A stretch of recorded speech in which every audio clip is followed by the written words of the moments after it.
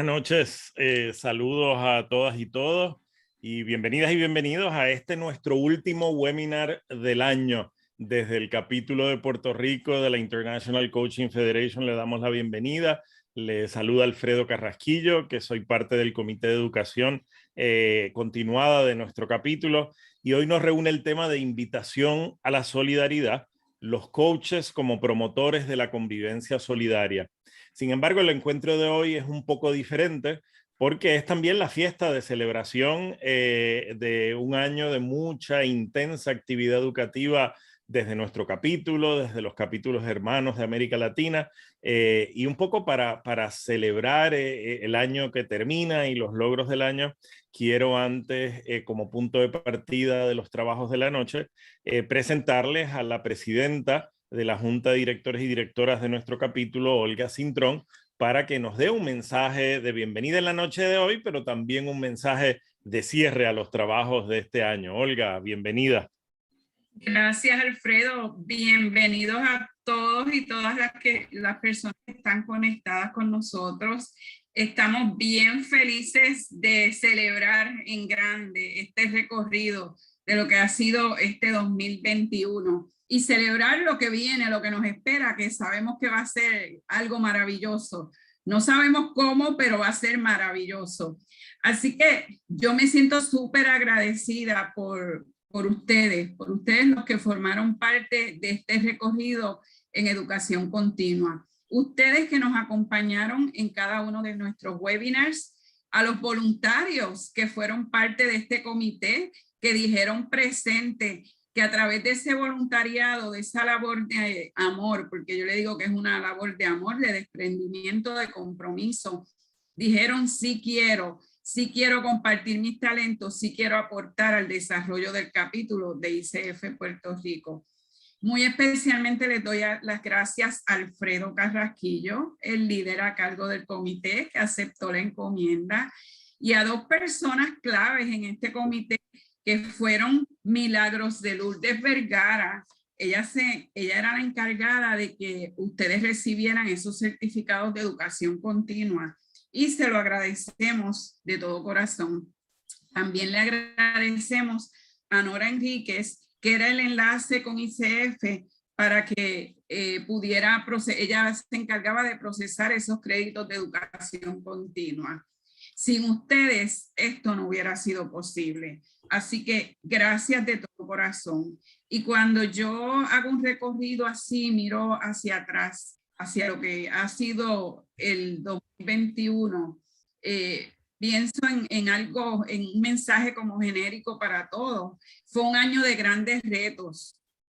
Fue un año que nos sacudió, nos obligó a sacar lo mejor de nosotros. ¿A quién nos sacudió este 2021, verdad? ¿A quién no obligó a sacar lo mejor de sí mismo?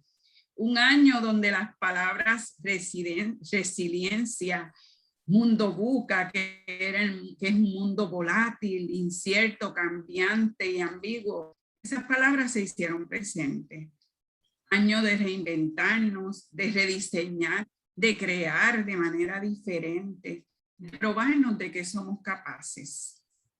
Un año donde iluminamos puntos ciegos. Yo le llamo iluminar puntos ciegos porque hicimos visible lo que pensábamos que era invisible. Pensábamos que no éramos capaces de lograr unas cosas, nos dimos cuenta de que tenemos sí unos talentos, y esta experiencia nos obligó a sacarlo, y qué bueno, nos obligó a sacar lo mejor de nosotros. Iluminamos esos talentos y afloraron. Iluminamos nuevas formas de relacionarnos, fortalecimos nuestra confianza. La confianza en nuestra práctica se hizo más sólida a través de esa educación continua. Y este comité de educación continua hizo una labor titánica, una labor de amor, como yo digo. Nos regalaron tanto durante el año y quiero darle las gracias de todo corazón. Yo me los llevo aquí en un espacio bien especial en mi corazón, porque como les dije, sin ustedes no hubiera sido posible. Fue una labor donde el trabajo en equipo, el respeto, la admiración y el compromiso por el voluntariado se hicieron presentes. Al llegar diciembre, revisamos y damos una mirada a todo ese recorrido que ya mismo Alfredo se encargó de traernos esta mirada, haciendo un recorrido de todo lo que experimentamos durante ese 2021. Y ya van a ver qué de aprendizajes nos llevamos, qué de huella nos deja cada uno de estos conferenciantes que estuvieron con nosotros. Y de verdad que lo que se siente es un orgullo cuando uno mira hacia atrás y una satisfacción del deber cumplido. Yo les doy las gracias de corazón a todos los conferenciantes, coaches que estuvieron, y había de todo, porque además de coaches, esto fue un enfoque de apertura de integración, de ver otros mundos, de ver otras posibilidades. Me encantó esa visión que tenía Alfredo y su equipo, y les doy las gracias a todos los conferenciantes que dijeron, aquí estoy, cuenten conmigo, y nos dieron su tiempo, nos regalaron su tiempo. Así que ese voluntariado que fue de parte de ellos también, gracias de todo corazón. Y hoy cerramos con broche de oro. Cerramos con broche de oro agradeciendo a Elena Espinal y a Juan Vera por aceptar la invitación. Hoy tenemos un tema hermosísimo. Es los coaches como promotores de convivencia solidaria. ¿Cómo hacernos una invitación a esa solidaridad? ¿Qué mejor manera de cerrar el año que esta? Lo cerramos en grande, según lo comenzamos. Yo, antes de despedirme, quiero decirles que estoy súper agradecida a todos por el apoyo que nos dieron. Agradecida por la experiencia de presidir el capítulo de Puerto Rico. El lema, seguimos creciendo juntos, y vamos a continuar creciendo juntos. Porque a pesar de que vamos a pasar el batón, sabemos que seguimos en colaboración, apoyo de todos los que lleguen a querer a seguir haciendo este buen trabajo. Y antes de retirarme, yo le quiero hacer una invitación a ustedes. Los quiero invitar a crear. Somos coaches, somos creativos, a crear tus mejores momentos. Y te pregunto, ¿cómo los quieres crear? Cada cual los va a crear como mejor desee. Te invito a creer que todo es posible. Te pregunto, cuando piensas en ese sueño que tú tienes, todos tenemos sueños, ¿cómo lo puedes hacer real? ¿Cómo tú puedes imaginar posibilidades para lograr ese sueño que tienes? También te quiero invitar a reconocer las lecciones que hay detrás de cada experiencia, porque cada una de las experiencias que vivimos nos deja grandes aprendizajes, y cuando las miramos como en el coaching decimos, wow, gracias, porque cada una de ellas tenía un propósito. ¿Qué aprendiste? ¿Qué te llevas de esta experiencia? Te invito a cultivar, pero antes de cultivar, a conversar. Cultivar es lo último. Vamos a conversar, vamos a conectar con las demás personas desde la confianza, libre de juicio, desde el amor. Vamos a encontrar el valor detrás de cada persona con la que compartimos. Y por último, como les dije, vamos a cultivar, a sembrar, a cuidar, a regar, a expandir la paz y el amor. Que esa sea la luz que nos ilumine en este 2022. Y te pregunto, ¿qué quieres cultivar este nuevo año? Que podemos empezarlo desde hoy, ya, hay que crearlo desde ya. Te pregunto, ¿cuáles acciones te van a llevar a vivir desde la paz? Te pregunto, ¿cómo manifiestas esa paz?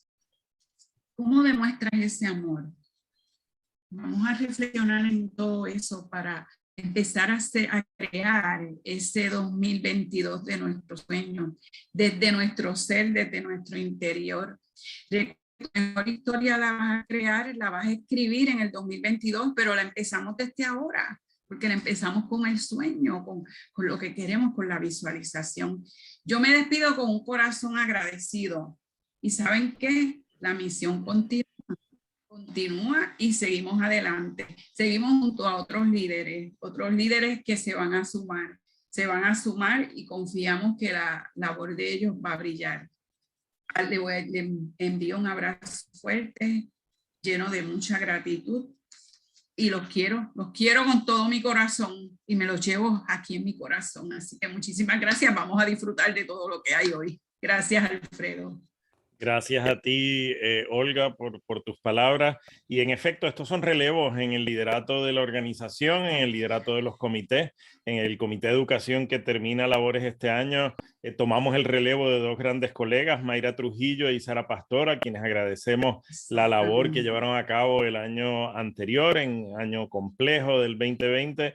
Y bueno, tomamos ese relevo inspirado por el trabajo que habían hecho y estamos seguros que ahora vendrán otros colegas que lo van a continuar. Nos acompañan hoy aquí colegas desde Argentina, desde Perú, desde México, Venezuela y Puerto Rico, y a todas y todos agradecemos su presencia.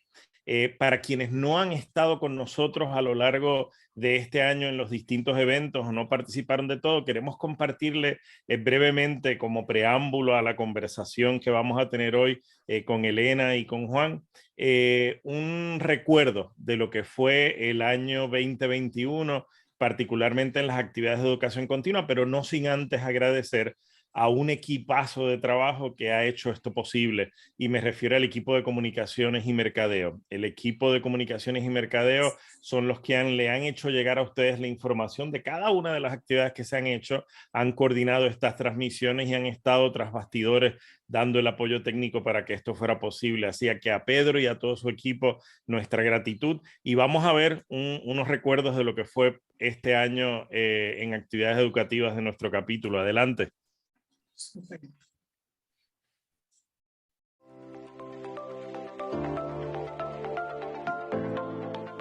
Yo lo que provoco es que se adueñen y piensen como piensa el líder más alto en nivel en la organización y hasta los dueños. Pero para eso necesitamos estar presentes, crear esas experiencias relacionales. Pero en estas reuniones de equipo, donde se habla el lenguaje e información de negocio, no es solamente donde hay que estar presentes. Mira, tal vez ahí lo primero que yo quisiera compartir con la audiencia es que yo antes de ser coach me gradué de psicólogo, y psicólogo en línea psicoanalítica, ¿ya? Y estuve en un proceso yo mismo de psicoterapia analíticamente orientada durante varios años de mi vida, porque había varias cositas que había que enderezar si yo quería hacer una tarea razonablemente decente. Y le recomiendo a todo el mundo que haga coaching que entre a un proceso personal. Hablo de los miedos, de vencer los miedos, y digo que uno de los principales miedos es el miedo al éxito. El miedo al éxito. A veces tú dices, bueno, si yo publico esto, por poner un ejemplo, y se convierte en un bestseller, no sé cuánto, luego ¿qué voy a hacer a partir de ahí? ¿El segundo va a estar a la altura? El miedo a mostrarse vulnerable es otro miedo también muy enraizado en nuestra psiquis, o sea que realmente sí, definitivamente vencer esos miedos. Hay miedos que son sanos. O sea, yo digo que una persona sin miedo es una persona temeraria. Y una persona temeraria, pues obviamente tú no debes contar con ella para muchas cosas.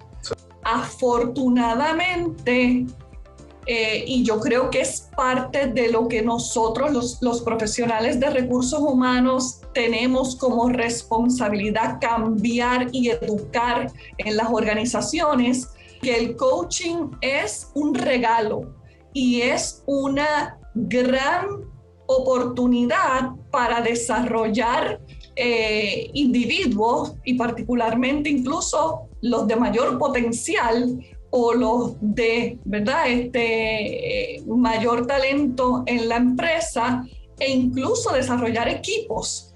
Dentro del mismo el día a día hemos visto los cambios, ¿verdad? Cuando hacemos, hablando específicamente de los coach individual, hemos visto los cambios porque estamos en constante exponiéndonos, ¿no? Y revisando dónde estamos y hacia dónde vamos y cómo ha sido ese progreso. Estamos pendientes del feedback de la persona que supervisa a ese coachee. Cuando el coaching está funcionando, es bastante fácil poder ver que los comportamientos empiezan a cambiar. También las encuestas de engagement o de Trust Index mejoran. Si hay mejoras en la manera en que el líder está comunicándose, liderando el equipo y administrando su fuerza de trabajo, definitivamente el nivel de satisfacción de los empleados aumenta. Así que es otra manera de nosotros también ver si este líder se ha ido, ¿verdad?, mejorando y desarrollando en algunos aspectos que son fundamentales para liderar equipos. Me parece bien pertinente, ¿verdad?, en el modelo de coaching y en los equipos, el arte de esas conversaciones de coaching. Y con esas preguntas poderosas que indagan, que exploran y que se escucha en la segunda y la tercera dimensión, como decimos. Esa segunda dimensión que somos capaces de ver lo que, no solamente lo que está diciendo, sino lo que está detrás de lo que está diciendo. Y es algo que agradezco profundamente, haberlo hecho relativamente, no sé si temprano en mi carrera, pero haberlo hecho, ¿no? Hoy siento que esto es como parte de una parte de mi ecuación como ejecutivo, ¿no? Así que bien importante este tema. Siempre fui un CFO, hoy presidente, que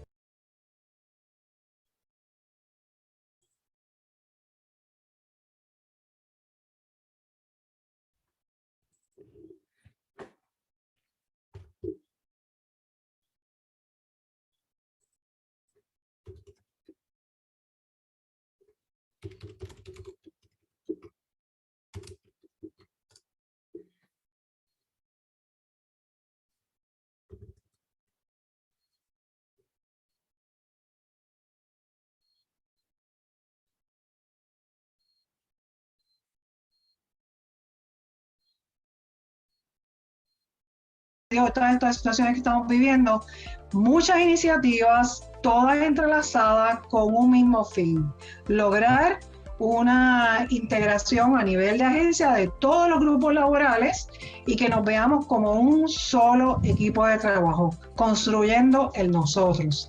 Al final, todo este proceso lo que nos va a llevar es a maximizar el potencial de cada individuo y al final de la organización como un todo. Estamos siempre convirtiendo los retos en oportunidades. Disfrutar el camino hacia ese destino. Abrirnos a esa experiencia, y sabemos que sobre todo en el ambiente profesional, organizacional, oiga, sin y con pandemia, qué retante se nos ha hecho. Qué retante, el multitasking se ha quintuplicado.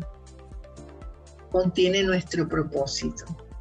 ¿Cómo nosotros podemos reconectarnos cuando vemos que nos estamos diluyendo? Entonces nos toca a nosotros como coach de carrera entrar en esos espacios, entrar en esas preguntas. Por eso es que estos jóvenes, ¿verdad?, que están en la escuela superior, tú quieres entrar a conocer qué cosas ellos disfrutan. Y en vez de ponerle títulos, ¿qué tal si empezamos a darle ejemplos, ¿verdad? ¿Y qué vas a hacer esos días que no te sientas motivado?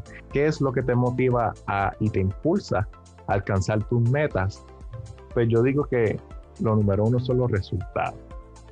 A mí me motiva ver un coach que produce resultados. No me motiva tanto un coach que dice, yo tengo X, llevo 10 años, llevo 40 años. Y yo, pues, enséñame tu gente, enséñame tus resultados.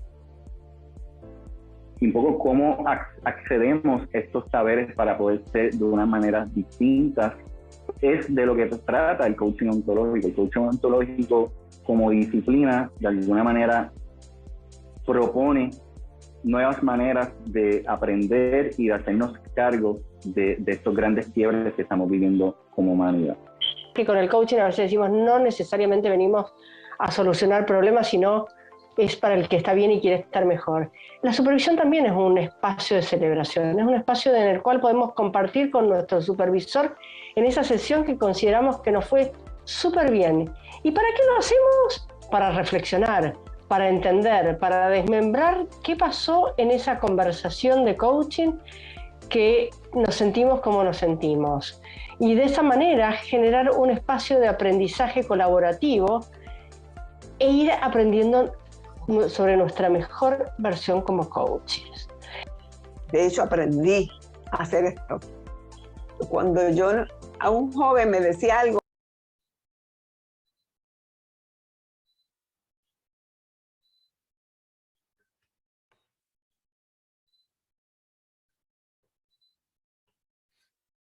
yo, ven acá, explícame, dime, ¿qué es lo que tú quieres decir con esto? Muchas veces nos pasa como profesionales que incluso el estar en silencio para estar disponible para otro se nos transforma en una meta y es un contrasentido. Entonces, en vez de estar en la presencia o con el otro, nos autoobservamos. Y lograr el silencio interno es como lograr transformarse en un resonador, en el cual le llevan las vibraciones del otro y se amplifican ese sonido y ese sentido. Cuando logramos ese silencio y nosotros somos resonadores, nos resuena el cuerpo con el otro, nos resuena la emoción con el otro y entonces podemos comprender lo que nos está diciendo. Nosotros mismos somos el instrumento que genera este espacio de encuentro con otro. Dividimos o lo segmentamos muy radicalmente en dos tipos de emoción. Una es el amor y la otra es el miedo. Hasta ahora, todas las emociones negativas que hemos analizado terminan siendo miedo. Se refleja la rabia, muchas veces es el miedo a algo, es a la pérdida de algo. El duelo es un miedo porque no logras entenderte cuando pierdes algo.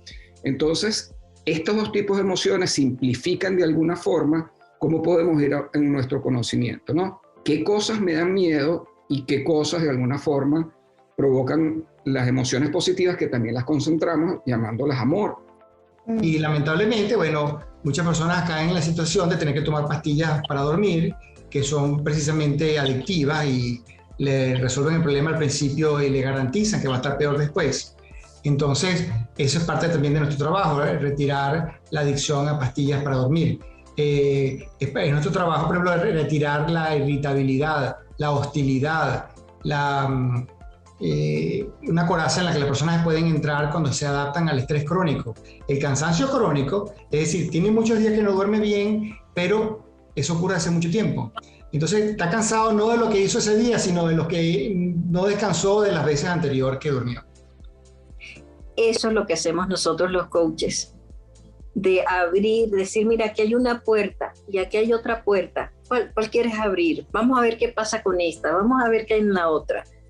Y darles esa fuerza que quizás en ese momento no tienen, pero que confían. Por eso la conexión y la generación de confianza es tan importante. Ahí está todo. Sentarnos un momento a detenernos. Me parece que cuando los seres humanos comenzamos a hacernos conscientes de dar gracias es cuando nos pasan cosas bien fuertes. Las emociones pueden ser una respuesta a un evento inmediato, pero también se pueden convertir en un estado de ánimo que es como una emocionalidad instalada. Tú puedes, ¿verdad?, indagar, explorar y trabajar con el coachee para que pueda darse cuenta si lo que está experimentando tiene que ver con un evento y con hacerse cargo de lo que ese evento le produjo en términos emocionales, o si tiene que ver con algo que no es del presente inmediato, sino que viene del pasado y es algo que tendría que trabajarlo quizás de alguna otra manera. Otra cosa que nos permite explorar, por ejemplo, es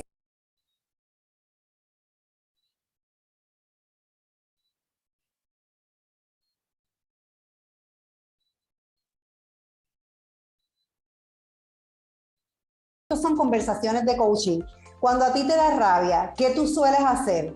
Pues yo suelo callarme, o yo suelo explotar, o yo suelo insultar. Entonces tú empiezas a ver cómo ese coachee se relaciona con determinadas emociones. ¿Qué suele hacer frente a determinada emoción? ¿Cómo responde? ¿Expresa, lo calla, hace las peticiones, genera conversaciones, pone límites si es necesario, o lo que hace es que evade, evita conversaciones, se va de los lugares? Leer la gran literatura del mundo para un coach, para mí es imprescindible, porque ¿de dónde sacas las nuances sutiles con las que puedas apoyar a la persona para que tú le ayudes a sacar la esencia de una situación o a nombrar algo de forma diferente? Entonces creo que la riqueza de vocabulario es imprescindible para un coach. Ahora, el lenguaje nos indica cómo construye e interpreta la realidad esta persona. Y esta palabra interpretación es una de estas que en todas las sesiones creo que la damos con ella. Bueno, entonces él sientes que te defraudó. Ok. ¿Y de qué?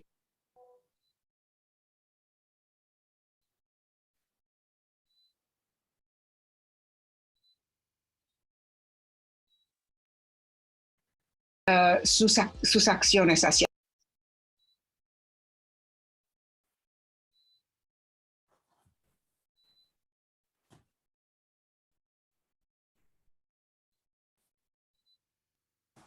¿Qué otra posibilidad habría? Entonces, darle.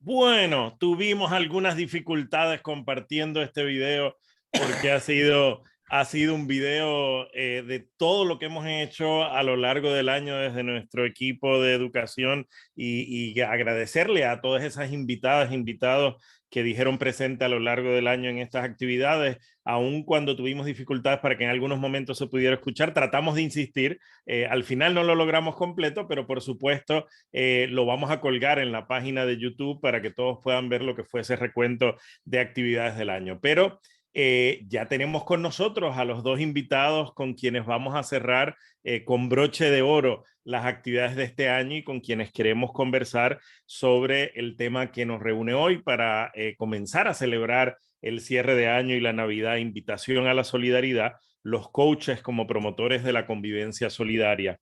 Están con nosotros Elena Espinal, quien es pionera en la creación y aplicación de la cultura del coaching ontológico y una de las coaches MCC más prestigiosas de América Latina, coach ejecutiva, psicóloga, patóloga y odontóloga, lidera la empresa Team Power en México, desde donde ofrece servicios de coaching y capacita a coaches en toda nuestra región.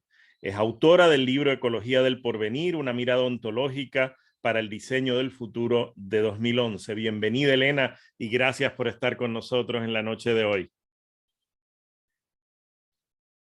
Estás en mute, Elena, así que no te escuchamos y sé que estás reaccionando a la presentación. Un placer muy grande, un gusto estar aquí con ustedes. Gracias por acompañarnos. Y también está con nosotros otro maestro, Juan Vera, quien es un referente internacional en coaching político y experto en coaching en el ámbito del poder. Se desempeña como consultor estratégico desde hace más de 25 años. Ha sido coach de un numeroso y creciente grupo de políticos, ministros de Estado, parlamentarios y gerentes en organizaciones de 8 países del mundo. Dirige el programa El Coaching en la Política y el Poder en Newfield Network. Es autor del libro Articuladores de lo Posible, el arte del coaching en el poder y la política de 2019. Bienvenido, Juan, y gracias por estar con nosotros. Muchas gracias, Alfredo. Bueno, vivimos tiempos muy complicados, ¿verdad? Vivimos tiempos muy complicados y no solo por la pandemia del COVID o la COVID-19, sino muy complicados porque las desigualdades, la polarización, la fragmentación social nos acechan. Y queremos arrancar esta conversación preguntándole a ambos, ¿tiene el coaching algo que ofrecer frente a estos desafíos? Si me dejan... Yo quiero dejar la palabra a la maestra. Gracias, maestro. Bueno, sí, yo creo que es una maravillosa pregunta, Alfredo, y creo que nos obliga a encontrar una posición de responsabilidad para contestarla. Si hay algo que me inspira de esta profesión, es saber que nosotros trabajamos para que la gente cree un futuro que hasta acá nunca existió, logre algo que nunca logró. Y cuando trabajamos con equipos y empezamos a ampliar nuestra mirada y el impacto de estas conversaciones, empezamos a darnos cuenta que nadie puede lograr el éxito solo, que nadie está bien solo. Y entonces, ¿cómo no ampliar la mirada a una mirada que además la misma pandemia parece ponerle el foco para que observemos? Y es la mirada de nosotros, es la mirada de la comunidad. La pandemia nos mostró que ninguno de nosotros sale bien solo. La pandemia nos mostró que nos hemos cuidado para cuidarnos y cuidar a otros, y que la enfermedad de uno podía ser la enfermedad de todos. No sé qué más necesitamos para darnos cuenta de eso. Y no sé cuánto más nos falta a los coaches en nuestro trabajo personal para ampliar nuestras miradas, para poder hacer intervenciones que a través de las preguntas lleven a otros a asumir otro tipo de responsabilidades, otro tipo de decisiones en donde tengamos claro a través de ellas cuál es el futuro que queremos construir. Yo no creo que la paz venga de afuera, Alfredo. Creo que la paz la hacemos nosotros. Le paso la palabra a mi socio y maestro, Juan Vera. Gracias, Elena, pero voy a insistir en lo que Elena dice, porque ella dice, y estoy muy de acuerdo, ¿no? El hecho de que puede ayudar en esa construcción del nosotros. Y Alfredo en la pregunta plantea una palabra que para mí es dolorosa, y como él ha dicho, que me dedico fundamentalmente, o me he dedicado durante mucho tiempo al coaching en la política y el poder, y es que vivimos en un momento de polarización política. Bueno, la polarización rompe en nosotros. La polarización hace trizas en nosotros que plantea necesario Elena. Por lo tanto, desde ese punto de vista, y reforzando lo que ella dice, yo pienso que tenemos, no alguna, sino, no es algo, como dice en su pregunta Alfredo, sino creo que hay mucho que ofrecer. No sé si lo tenemos tan disponible y tan claro, pero sí creo que, fíjense que cuando hablamos de la polarización tiene que ver con observadores que poseen la verdad. Y por eso son polos, porque tienen dos verdades que son opuestas. Y por eso rompen ese espacio comunitario que todo país quisiera ser, supongo, ¿no? Cuando hablamos de Puerto Rico, de Chile, de México, de Argentina, de los países que estén aquí representados, estamos pensando en algo que pareciera un todo. Entonces, ese trabajo posible sobre esos observadores que poseen la verdad resulta una vía claramente necesaria. Pero también implica, cuando estamos en esa situación, en que faltan conversaciones. O sea, siempre muchos de nosotros creemos que la vida que estamos viviendo, que el país que tenemos, que la sociedad que tenemos, tienen que ver con las conversaciones que tenemos. Entonces, ¿qué conversaciones faltan? ¿Qué conversaciones no estamos teniendo y como coaches podíamos proveer? Entonces, requiere el entrar en ese espacio. Ahora, es verdad que uno podría decir, bueno, pero tal vez esto le interese a alguien. Y efectivamente, en un momento determinado, nos podemos encontrar con que hay quienes su única estrategia es estar en desacuerdo. Su oferta está basada en la existencia de un enemigo que se convierte en el demonio, en el desastre, en el origen de todos los males. Y por tanto, la invitación al acuerdo desmonta su propia estrategia. Entonces, quizás lo único que yo diría a la hora de tomar por entero la pregunta de Alfredo es, yo creo que sí, creo que tenemos mucho que aportar, como dice Elena y como yo refuerzo, siempre que contestemos sí a esa pregunta que el doctor Maturana nos hacía al hablar sobre todo este tema, y es, lo primero que hay que preguntarse es, ¿queremos vivir juntos? Y si la respuesta es que sí, entonces hay mucho que hacer. Hay países que han demostrado que no tienen tanto interés en que algunos vivan dentro, ¿no? La diáspora de Venezuela es un caso, ¿no?, que nos puede servir para decir, bueno, es que en realidad hay una parte del país que no quiere vivir con nosotros. Pero la democracia, desde mi punto de vista, se basa en la intención de vivir juntos, aunque pensemos distinto. Eso así te podría decir a bote pronto, ¿no? Estupendo. Yo creo que nos pone sobre la mesa esa pregunta que comparte Juan de Maturana, ¿queremos vivir juntos? La pregunta de, bueno, si queremos ver a los otros en nuestras sociedades como enemigos a eliminar o como, en todo caso, adversarios con los que, a pesar de que tengamos diferencias, podemos dialogar, o como conciudadanos con los que tenemos cosas que construir juntos, ¿no? Ahora, la posibilidad de esas conversaciones de las que hablan, ¿no? La posibilidad de esa construcción de un nosotros, la posibilidad de esa construcción de confianza que haga de la convivencia, del vivir juntos, una convivencia más solidaria, ¿qué pide de nosotros como coaches? Es decir, ¿cómo nosotros podemos ser promotores de esas conversaciones y de esa convivencia solidaria en las empresas en las que nos insertamos, en las comunidades a las que servimos, en las ciudades en las que vivimos? Voy a tomar yo la palabra ahora porque está cerca de lo último que he dicho, ¿no? Claro. Y le paso rápidamente la voz a Elena de nuevo, ¿no?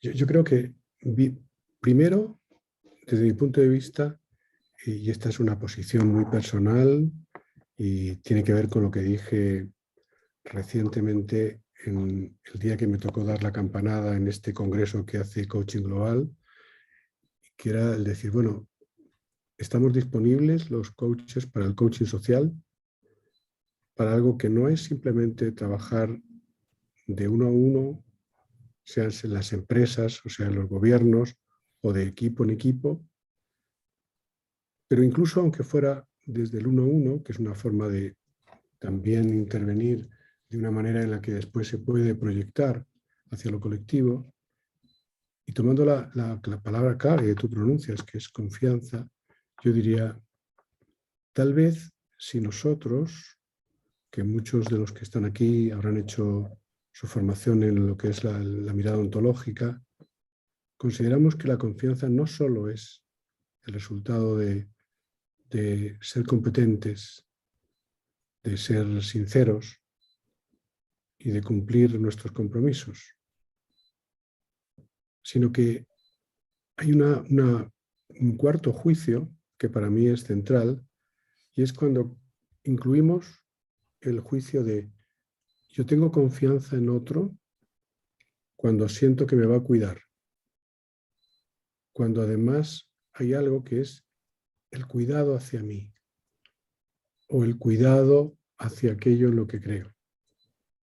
Y eso me parece relevante porque permitiría el que si fuéramos promotores de conversaciones sociales, de espacios de articulación más amplio, asegurando el cuidado como algo que sería central en el manejo de esas conversaciones.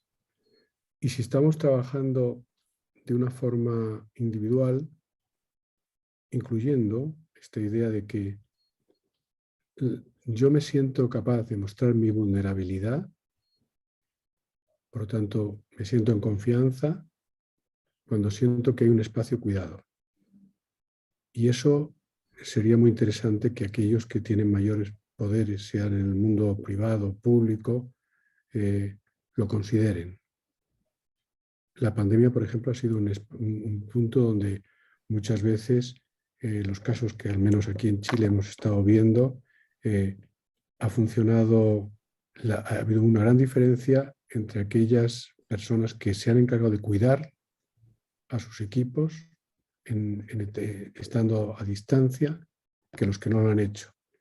Y en algunos casos hasta he oído manifestaciones de personas que decían que habían conocido una faceta que desconocían a partir de ese cuidado y por tanto se había incrementado su nivel de compromiso. Por ahí iría así como yo sé que tú podrás complementar esto, Elena. Mira, yo traería algo complementando lo que tú dices. Creo que a nivel social, generar confianza necesitamos primero generar escucha. Y para generar escucha tenemos que estar dispuestos a escuchar dolor. Hoy que tuve una conferencia para una empresa e invité a una persona que tú conoces, que es esta señora que es buscadora de tesoros, que buscan los restos de sus hijos. Dijo algo que me conmovió y que creo que es aplicable no solo para esos dolores. Ella dijo hoy, estamos caminando sobre nuestros muertos, estamos caminando sobre lo que nos duele. Y creo que tenemos que poder escuchar esos dolores y al mismo tiempo tratar de oírnos desde un lugar de amor, de cuidado, como dice Juan,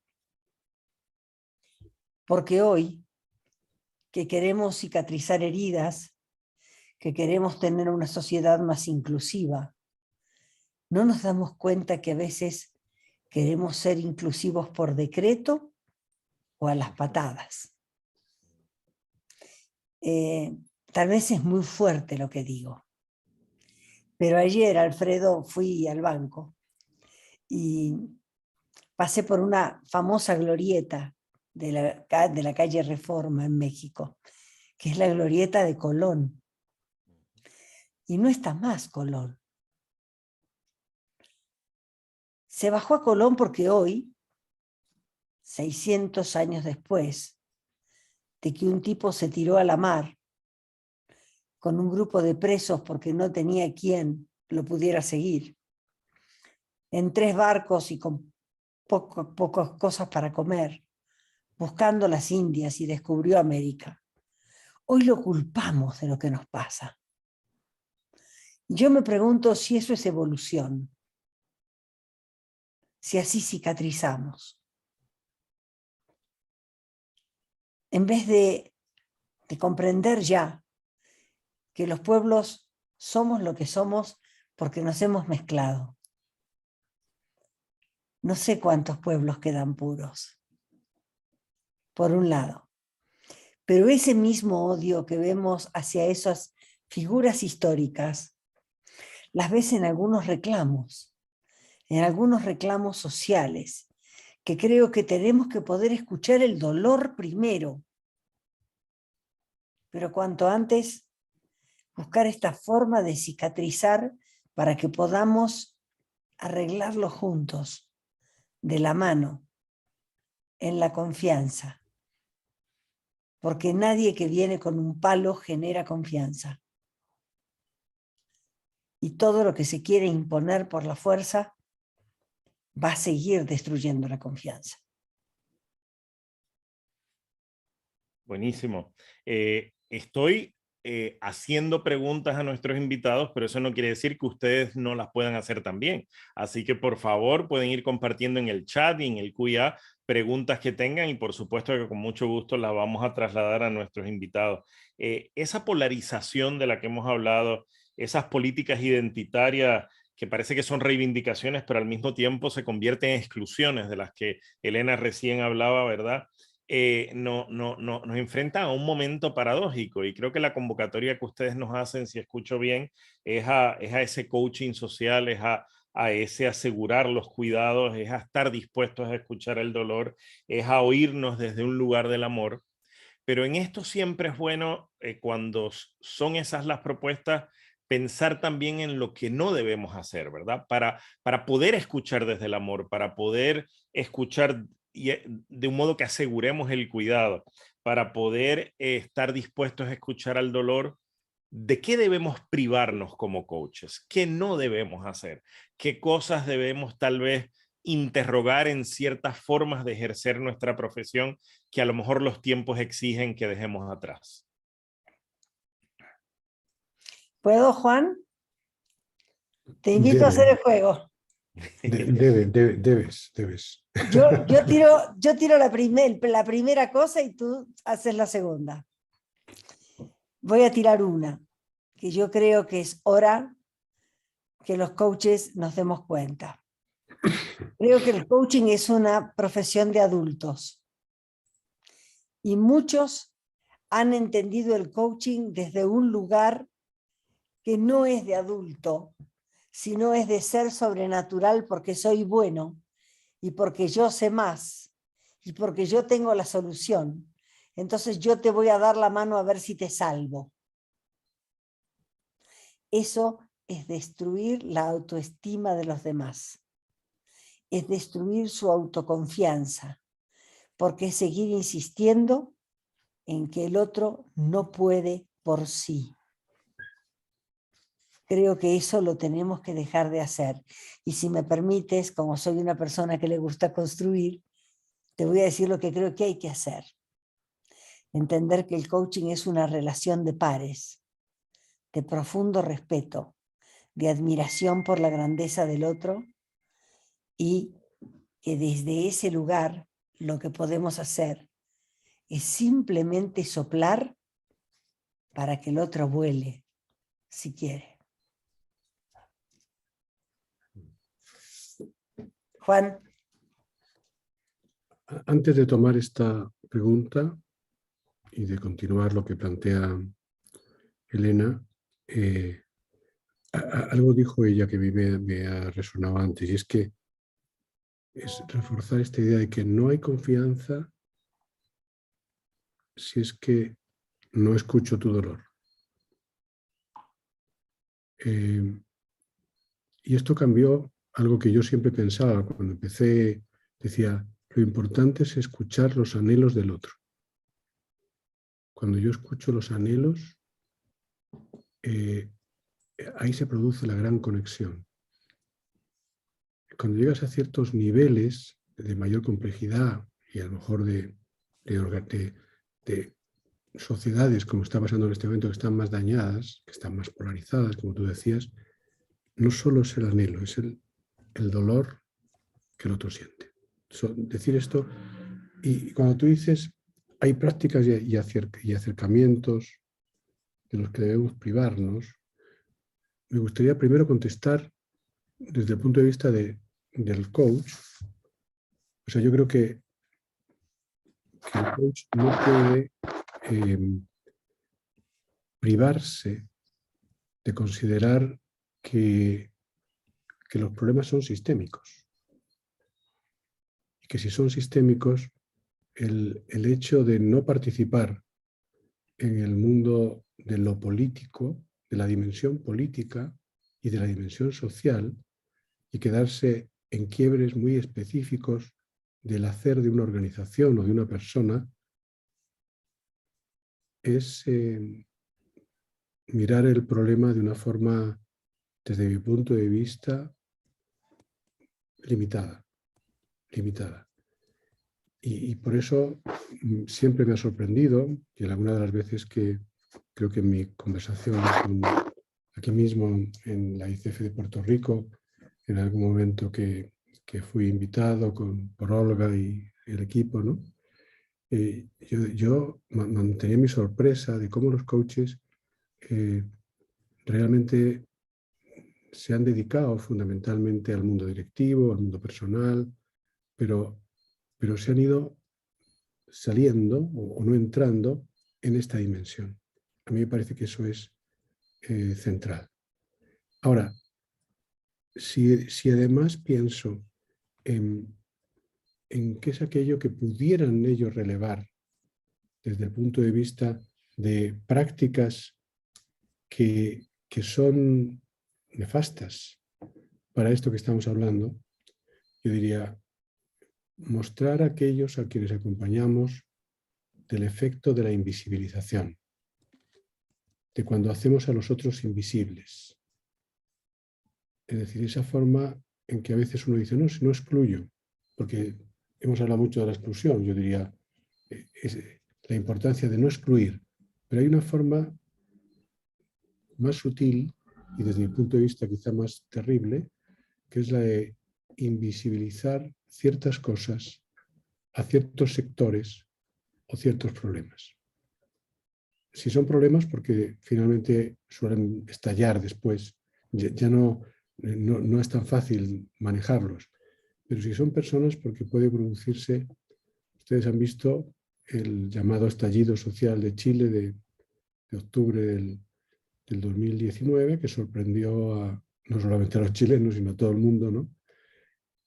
Y la principal causa tuvo que ver con esa invisibilización sistemática de sectores que en un momento se dieron cuenta que la manera de salir era la violencia o algo mucho más masivo y colectivo.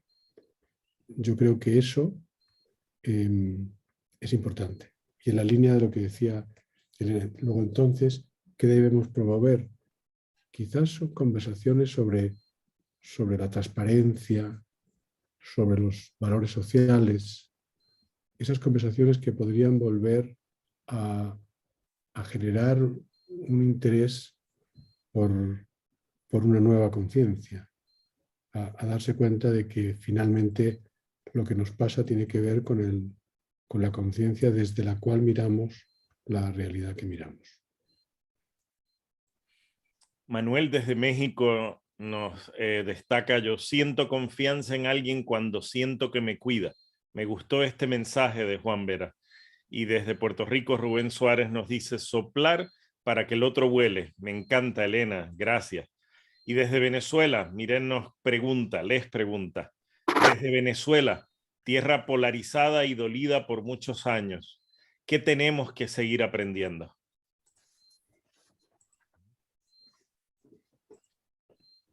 Qué difícil, ¿no? ¿Empiezo yo, Elena?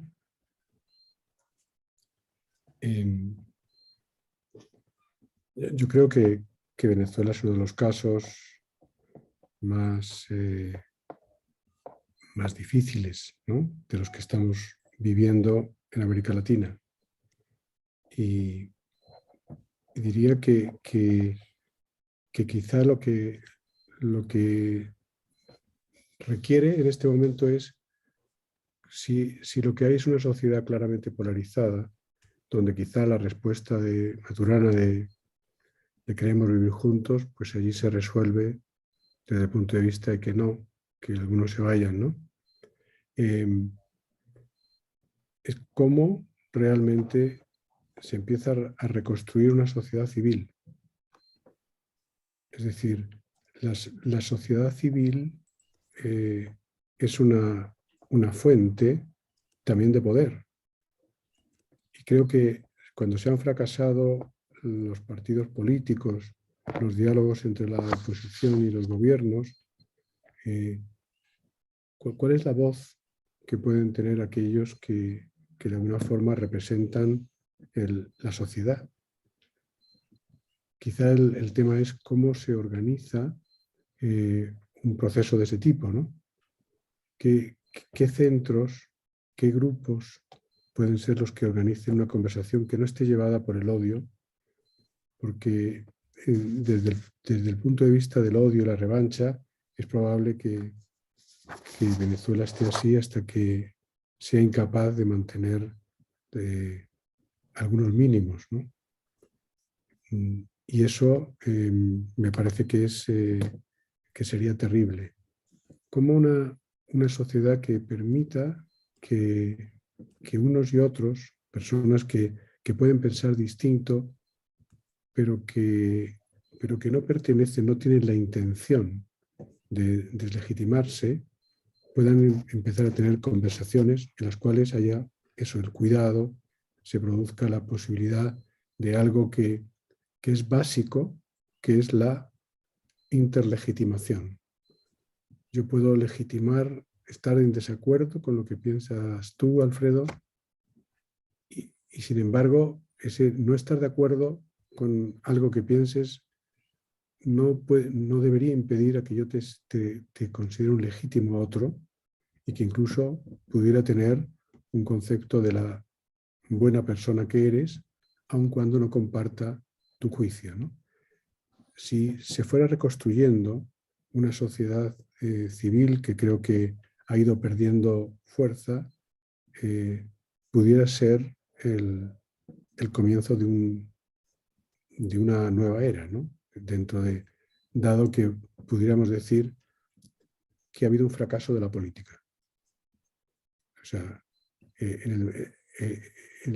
Venezuela es un caso de lo que los filósofos políticos como Daniel Innerarity llamaría un estado fallido. Y cuando hay un estado fallido, entonces se deja el espacio a muchas posibilidades, empezando por el narcotráfico, por ejemplo, ¿no? O otras formas de desarrollo que permiten mover una economía que el Estado ha sido incapaz de sostener.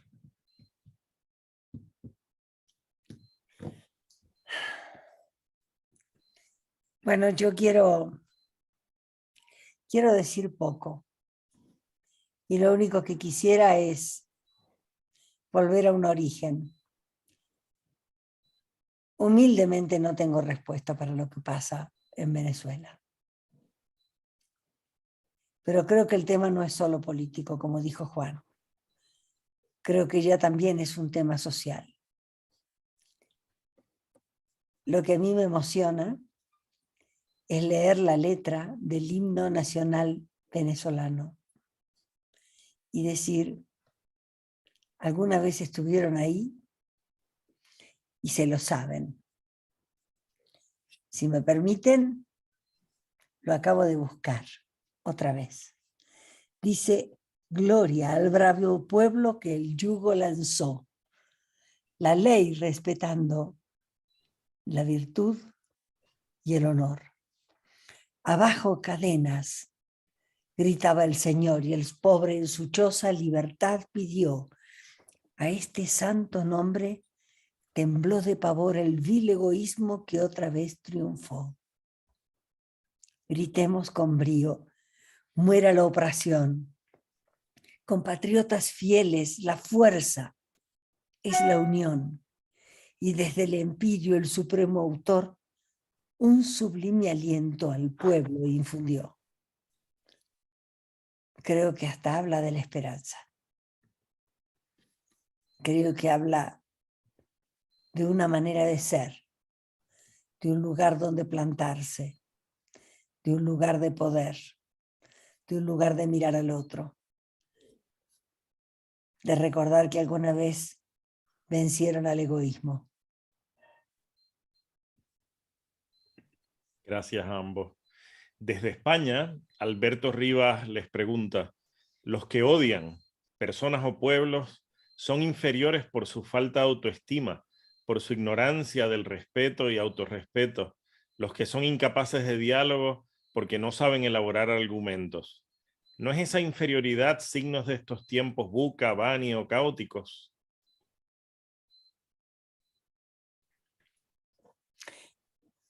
No sé si hablaría de inferioridad. Yo tal vez hablaría de historicidad. Y hablaría de qué han vivido para que no puedan amar. Qué han vivido para que destruyan la intimidad. Y se la paso a Juan, que esa pregunta me parece que le viene al dedo. Pero estoy muy de acuerdo contigo. O sea, estoy muy de acuerdo contigo en el sentido de decir, primero, no sé si corresponde al Buca, al Bani, al momento. Yo creo que históricamente ha pasado muchas veces, ¿no? Y ha estado representado, pero quizá hoy es más evidente, ¿no?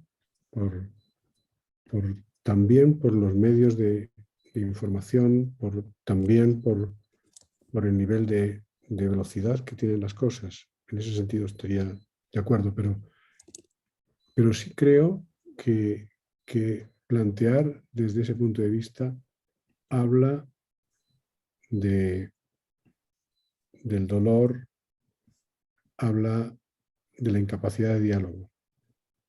Es decir, habla de cuando es más fácil considerar a los otros odiosos, odiarlos, inferiores, cuando no tengo los argumentos, cuando desconozco o me falta el argumento. Es decir, que cuando uno mira las fuentes de poder, el más primitivo es la fuerza, el que quiere imponer. Pero está el poder del mensaje, que tiene que ver cuando somos capaces de argumentar, de sentarnos a una conversación que permita que pueda haber entendimiento. Ahora, lo decía también antes, ¿no? Hay veces que cuando el otro lo que busca es simplemente tener un enemigo que lo considera peligroso o que lo considera inferior, ¿no? Incapaz, pues entonces la estrategia es bien difícil porque en el fondo no quiere llegar a un acuerdo, no quiere llegar al diálogo, no quiere producir el encuentro, ¿no? Ahora, por eso cuando yo hablaba de Venezuela decía, ante eso que puedo hacer, seguramente con esa persona poco, pero con la sociedad sí. Con una sociedad que sea capaz de poder tener capacidades interpretativas distintas a estos relatos catastrofistas donde los argumentos son simplemente la descalificación. La descalificación habla mucho de quien descalifica. Desde la transmisión en directo de este webinar por Facebook, Cristina Custodio desde Puerto Rico les pregunta, ¿qué sistemas necesita construir el coaching como profesión para potenciar el coaching social? Juan, te invito a que tú empieces. Si no, no hables de coaching social, ¿verdad? No, yo tengo una respuesta para darle, además la conozco y la admiro mucho. Así que con mucho gusto también le voy a aportar lo que pueda. Claro, yo creo que no sé si son sistemas, lo que yo creo es que algo en el que hemos estado hablando mucho con Elena y yo es que los coaches deberían ser capaces de desarrollar la habilidad de articular, de generar la capacidad de no solo tener ese tipo de conversaciones que pueden mostrarle al otro cosas haciendo de espejo o llevándole a ciertas preguntas, sino si quiero tener un coaching social, tengo que tener la capacidad de articular conversaciones en las que sea posible tener el encuentro de los diferentes. Y eso implica, cuando hablo de esa habilidad, implica tener la capacidad de convocar, tener la capacidad de facilitar, por supuesto, y de establecer la seguridad de un espacio cuidadoso en donde esas personas no se sientan en horizontalidad, sientan que realmente aquello no va a tener un aprovechamiento por parte de nadie y que es un espacio para que ocurra la conversación. Si aparece el ser humano, si somos capaces de que aparezca el ser humano, la conversación es posible.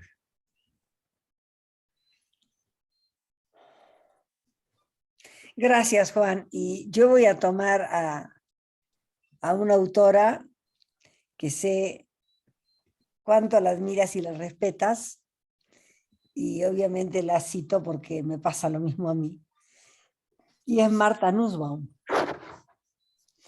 Y Martha Nussbaum, una americana que además ha estudiado muchísimo lenguas y sobre todo las lenguas antiguas. Entonces ha llegado a poder encontrar significados muy profundos en las palabras. Tiene una mirada del mundo extraordinaria. Y ella habla de un futuro y dice lo siguiente, y yo digo, a ver si los coaches nos ponemos el sayo.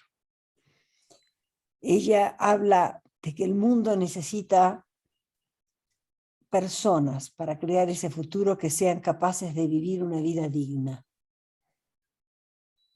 que cuiden su bienestar, que desarrollen su capacidad de sentir, de imaginar y de pensar, que reflexionen y piensen críticamente, que muestren interés por otros, que expandan su capacidad de amar y que tengan autodeterminación.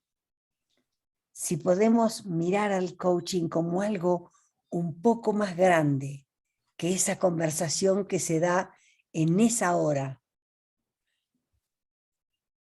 ¿cuánto de esto no está en el mundo de lo que los coaches hacemos?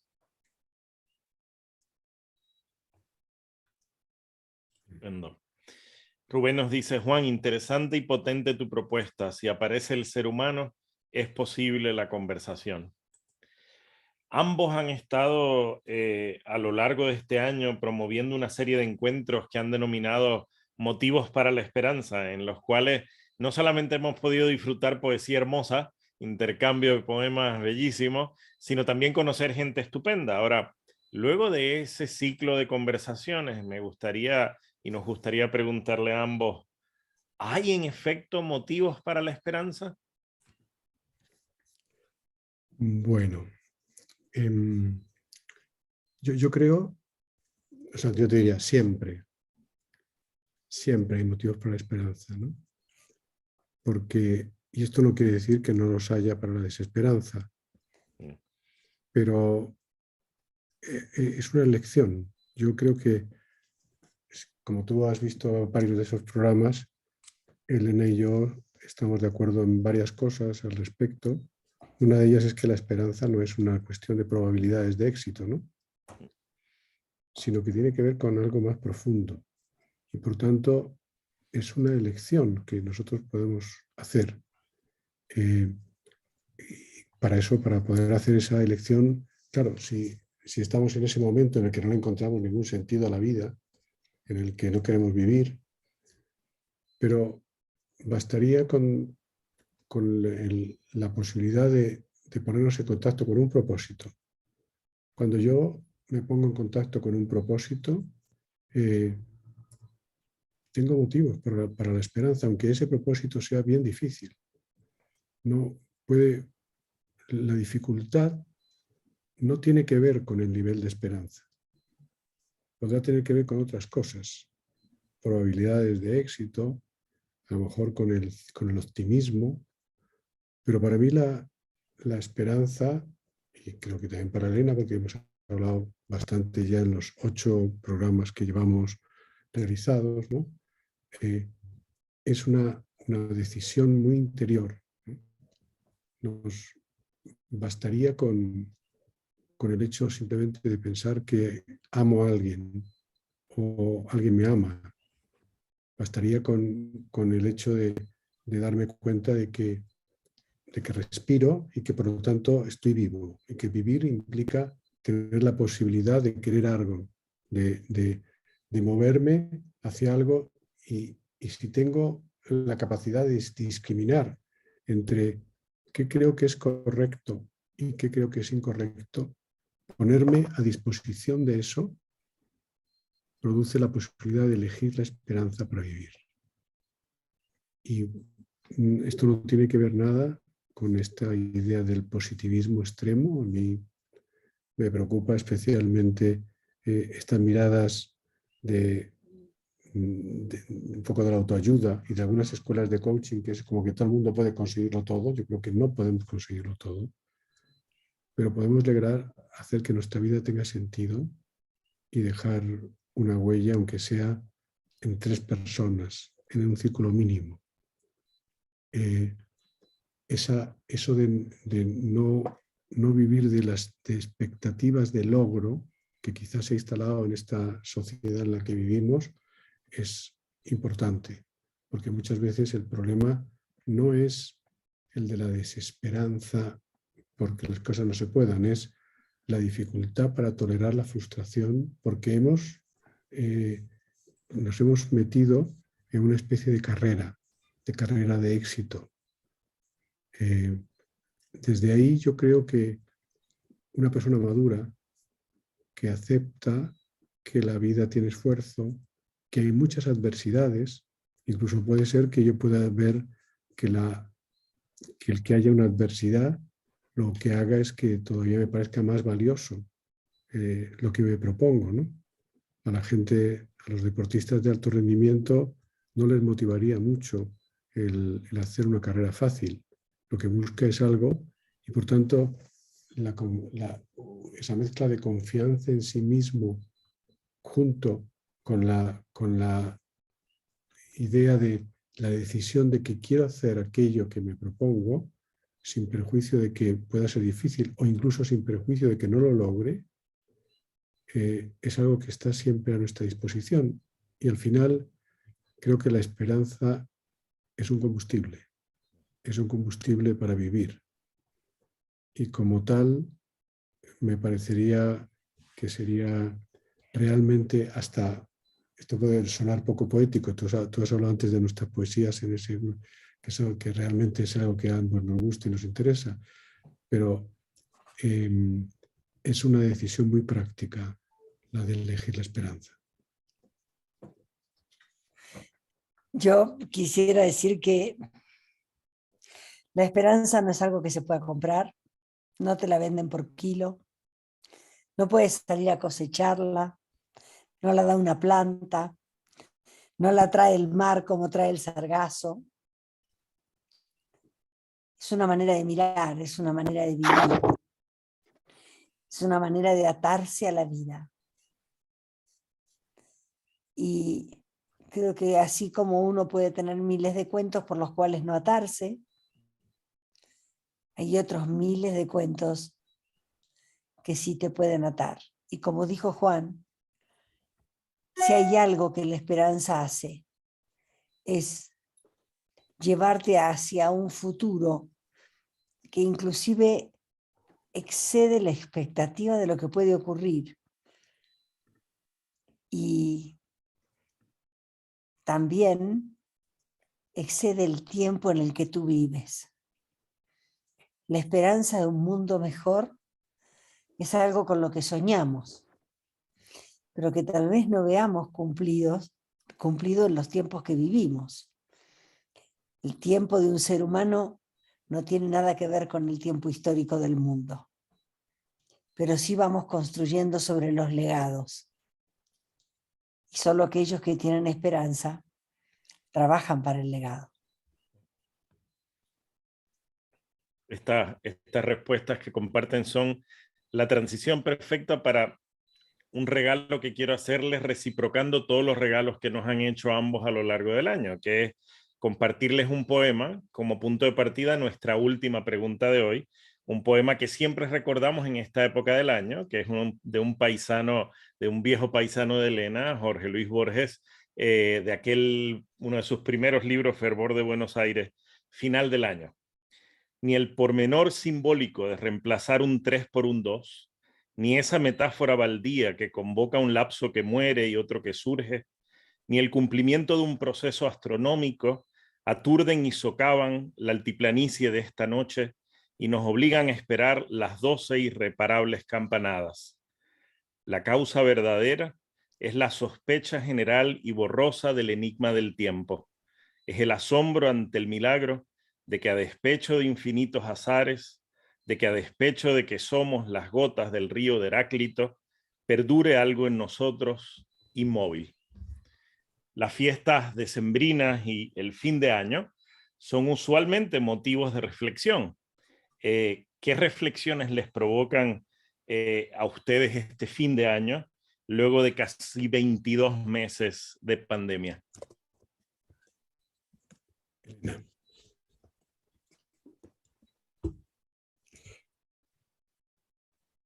Vuelvo a lo mismo. Creo que primero que todo la pandemia me trajo grandes regalos. No puedo hablar de solamente los dolores, que fueron grandes, pero también trajo regalos, algunos trascendentes. Pero creo que hay algo que me empezó a pasar con el comienzo de la pandemia y supongo que a Juan también le pasó y a ti también, Alfredo. Y es que pude tener muy claro la diferencia entre los compromisos con lo que me importa en la vida. Porque la pandemia o la situación de la pandemia me puso delante de los ojos lo que realmente me importa. Me cambió el orden. Me cambió a decir qué es lo que te importa, ¿no? ¿Qué es lo que vale la pena? Y obviamente me cambió las elecciones. Eso me dejó la pandemia. Yo complementaría, aunque mi enfoque es también muy parecido en el sentido de lo positivo, de las reflexiones positivas, empezaría por una preocupación y es la preocupación de si estaremos aprendiendo. Estaremos aprendiendo cuando lo que hemos vivido es un problema global, de que el mundo tiene que ser capaz de empezar a entenderse para dar soluciones globales. ¿Nos perdonaremos alguna vez aquellos países que hemos tenido la oportunidad de tener respuestas? Chile se ha destacado, por ejemplo, por una gran campaña de vacunación, del abandono en que hemos dejado a África, por ejemplo. Esa preocupación la tengo porque no tengo un diagnóstico final de considerar que a pesar de que fue global, a pesar de que no tuvo fronteras, a pesar de que mostró que hay divisiones muy artificiales en las que vivimos, pues esto haya tenido otra connotación, ¿no? Sin embargo, mucho más a nivel personal, en el sentido de que tu pregunta la veo por ahí, que nos provoca. Por ejemplo, yo creo que para mí ha sido súper decidor el darme cuenta de la cantidad de cosas de las que puedo prescindir. Cómo vivimos en un mundo de acumulación y las cosas básicas, como decía Elena, son muchas menos. Y por tanto me parece que eso es importante y que tiene que ver con un aprendizaje del desapego. El desapego fundamentalmente de lo material. Creo que eso ha sido tremendamente contundente. También ha habido algo que es la idea de que parar es una acción importante. Aunque pareciera que es una inacción, el parar a mí al menos me ha permitido pasar una etapa de una creatividad especialmente importante. Quizás eso le ha pasado a muchos que han tenido que reinventarse, que repensar y por tanto ese parar, ese reencuentro con nosotros mismos de otra forma y ha traído muchos regalos, ha traído regalos de tener nuestra conciencia más a flor de piel para que las relaciones que tuviéramos fueran más fuertes y poderosas, ¿no?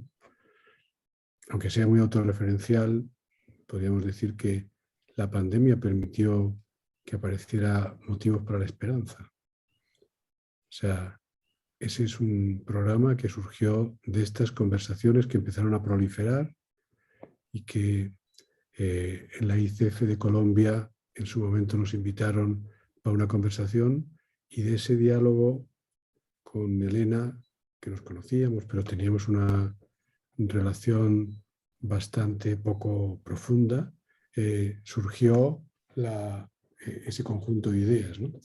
Así que todo eso y eso de que realmente lo único artificial que hay son los muros que nos separan, y ojalá aprendiéramos de eso a un mundo más integrado. Elena, Juan, agradecidísimos por el tiempo, por su presencia, por habernos honrado acompañándonos en este evento, que es el cierre de todas las actividades de nuestro capítulo en el año. Así que volvemos a decir lo que dijimos al inicio, cerramos con broche de oro y lo agradecemos. Agradecemos a todos y todas los que nos han acompañado a lo largo del año en todas las actividades educativas. Y a nombre, por supuesto, de nuestra junta de directores, de la presidenta Olga Cintrón, una expresión de gratitud en pantalla ahí, en agradecimiento a ambos por brindarnos su apoyo, sus conocimientos, sus valiosas estrategias durante el webinar de hoy. Van a encontrar en el chat, quienes participan de este webinar, la información para solicitar los créditos de educación continua. Y a Elena, a Juan, a todos nuestros invitados, feliz Navidad, que el 2022 venga generoso en aprendizaje y experiencias, y gracias a ambos por haber estado con nosotros y por responder solidariamente a la invitación de esta noche. Muchas gracias de verdad por la invitación, y feliz Navidad, por supuesto. Bueno, hasta luego. Muchísimas gracias a todos. Que descansen. Un abrazo inmenso. Hasta luego.